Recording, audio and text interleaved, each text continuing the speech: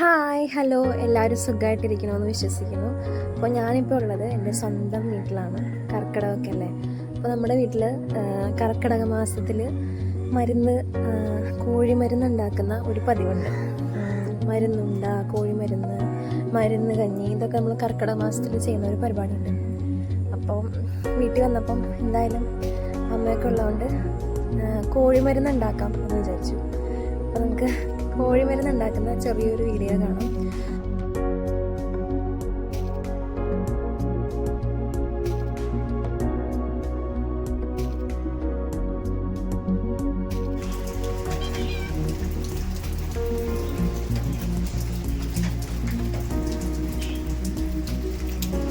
ഇഞ്ചിയും ചുമന്നുള്ളി കറിവേപ്പിലയും ചിക്കനും കൂടി ഇട്ട് വേവിക്കുക. ഇത് വെന്ത് കഴിയുമ്പോഴേക്കാണല്ലോ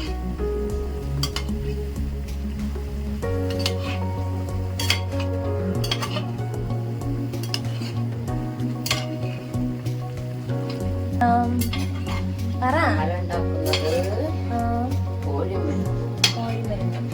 കോഴിമരുന്നിന്റെ ഉപയോഗം ഈ കർക്കിടക മാസത്തില് എല്ലാം വാദക്കാർക്കൊക്കെ നല്ലതാന്ന് പറയും. പിന്നെ മേലി വേദന, കൈകാലുകള്, ജോയിന്റ് വേദന, അങ്ങനത്തെ വേദനയൊക്കെ കഴിച്ചു കഴിഞ്ഞാൽ നല്ലതാണെന്നാണ് കാരണന്മാരുടെ ഒരു ഇത്. ഇപ്പൊ എല്ലാവരും അത് പണ്ടുള്ളവര് ചെയ്ത് പോന്നു. ഇപ്പൊ എല്ലാവരും അത് തന്നെ ചെയ്യാം.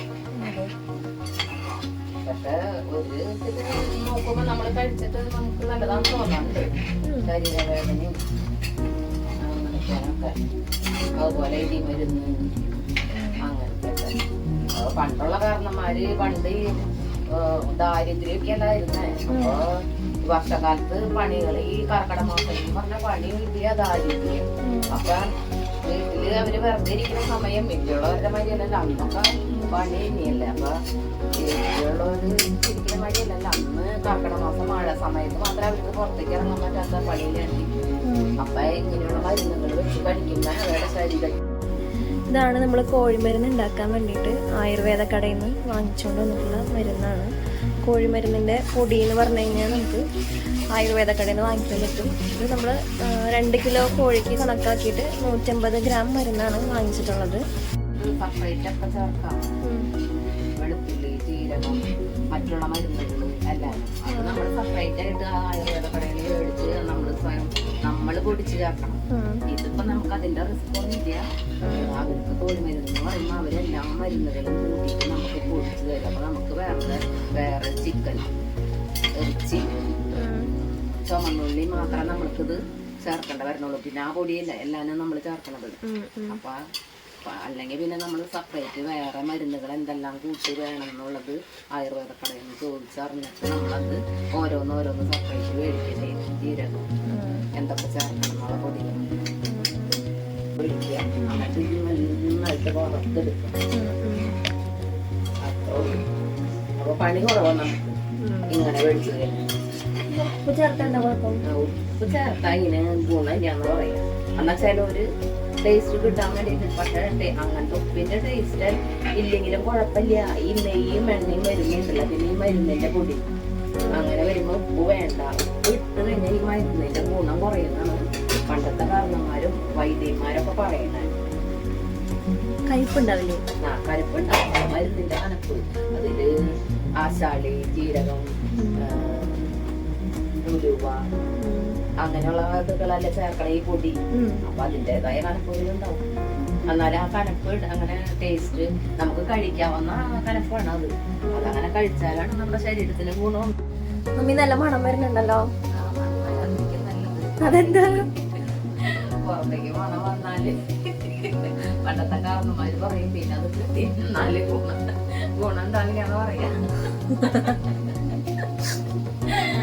പിന്നെ ചിലവർക്ക് ഛർദി ഇതൊക്കെ വരും, കഴിക്കാൻ പറ്റില്ല എന്ന് പറയാൻ. എന്നിട്ട് പണ്ടത്തെ കാരണന്മാര് രാത്രിയിലാണെങ്കിൽ മരുന്നൊക്കെ ഉണ്ടാക്കാം. എല്ലാവരും ഉറങ്ങി രഹസ്യമായിട്ട്. എനിക്ക് വയ്യ.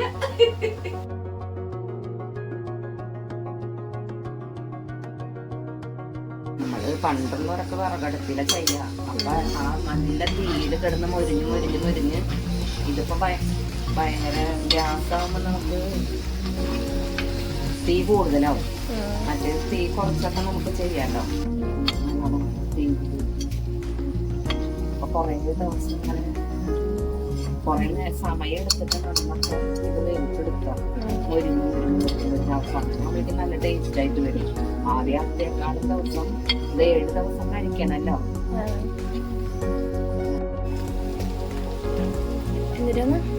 നൂറൊക്കെ പോരാ, 100-150 എണ്ണോളം പാക്കറ്റില് 100 മില്ലിന്നാണ് എഴുതിയത് നല്ലെണ്ണ. പക്ഷെ ഇപ്പൊ നമ്മള് ചെയ്ത് വന്നപ്പം 100 പറ്റില്ല. വേണ്ടി വരും. മറ്റേ ഉള്ളിച്ചോറുണ്ടാക്കി തരില്ലേ നെയ്യില്, അതിന്റെ മണം പിടിച്ചാ ഗുണം കുറയുന്നതാണല്ലോ.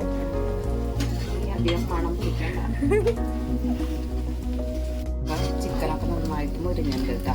നമ്മള് മരുന്നിട്ടാ, അല്ലെങ്കിൽ ഈ മരുന്ന് മുന്നിട്ടാലേ കരിഞ്ഞു പോകും. കുറച്ച് നേരം ഞാൻ യൂട്യൂബിൽ നോക്കിയപ്പോഴേ ചിലവരിങ്ങനെ നേരത്തെ ഒക്കെ മരുന്ന് ഇങ്ങനെ പെരട്ടി വെച്ചിട്ട്, പക്ഷെ അത് അപ്പം മുരിയില്ല. അപ്പൊ മുരിയാണ്ട്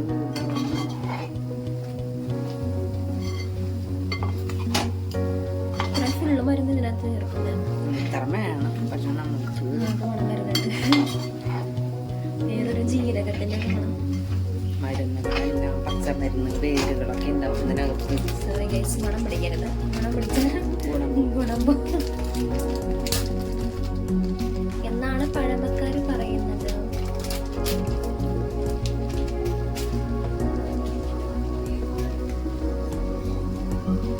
നമ്മള് 2 കിലോ ചിക്കൻ ആ മരുന്ന് അങ്ങനെ തന്നെ ഇട്ടിട്ടുണ്ട് കേട്ടോ. മാറ്റിയിട്ടില്ല.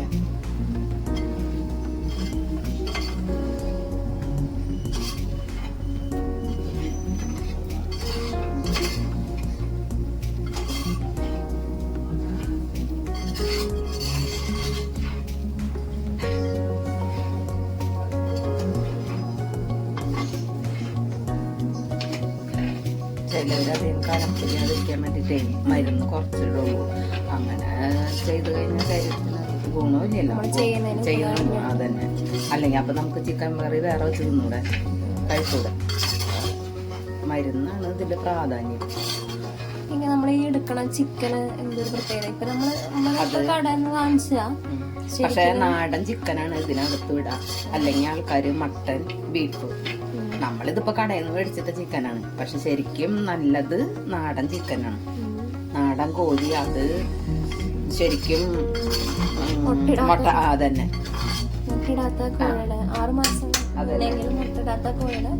കന്നിക്കോഴിയ എന്ന് പറയും. കന്നിക്കോഴീനെ വേണമെന്ന് പറയാ. ഈ എല്ലാവർക്കും പ്രസവരക്ഷയൊക്കെ ചെയ്യുന്ന അങ്ങനെ ചെയ്യും. ഇങ്ങനത്തെ കോഴിയില് വെക്കില്ല. കന്നിക്കോഴി നല്ല വലിപ്പമുള്ള കന്നിക്കോഴിനെ നോക്കിയിട്ട് ഈ മരുന്ന് ചെയ്യും. പ്രസവരക്ഷയ്ക്ക് എനിക്ക് എന്റെ അമ്മയില്ലാത്ത കാരണം ഒരു രക്ഷയില്ലായിരുന്നു. വൈദ്യശാലയിൽ ഈ ലേഖ്യങ്ങളൊക്കെ മേടിക്കലായിരുന്നു. ഇങ്ങനത്തെ മരുന്ന് ഞാൻ കഴിച്ചാറില്ല. അല്ലാണ്ട് കഴിച്ചിട്ടുണ്ട് കർക്കിടകത്തിൽ. അല്ലാണ്ട് പ്രസവത്തിന് അങ്ങനെ ചെയ്തിട്ടില്ല. ലേഖ്യങ്ങളൊക്കെ മേടിച്ച് അജമാംസരാസായനം അങ്ങനെ മറ്റില്ലേ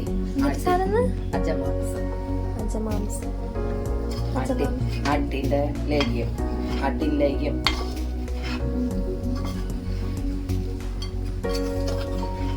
ഇപ്പൊ അത് കറക്റ്റായി കണ്ടെണ്ണ പൊടിയിട്ടപ്പോഴേ.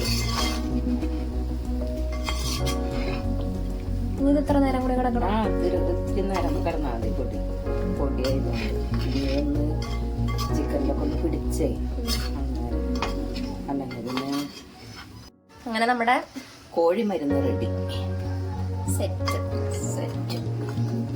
ഇനി ഇതിങ്ങനെ ഉപ്പില്ലാണ്ട് എങ്ങനെ കഴിക്കുന്നതാണ് ഞാൻ ആലോചിക്കുന്നത്.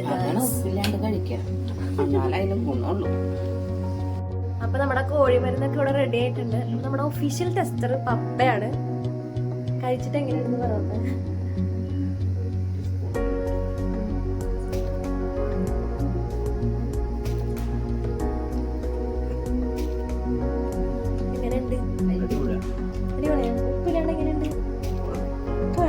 ഉപ്പുണ്ടെങ്കിൽ മരുന്നിന് ഗുണം പോകുന്നാണ് അമ്മ പറയുന്നത്. ഓക്കെ, അപ്പൊ നമ്മുടെ ഈ കൊച്ചു വീഡിയോ ഇഷ്ടമാണെങ്കിൽ ഷെയർ, ലൈക്ക്, സബ്സ്ക്രൈബ്. ഓക്കെ, അപ്പൊ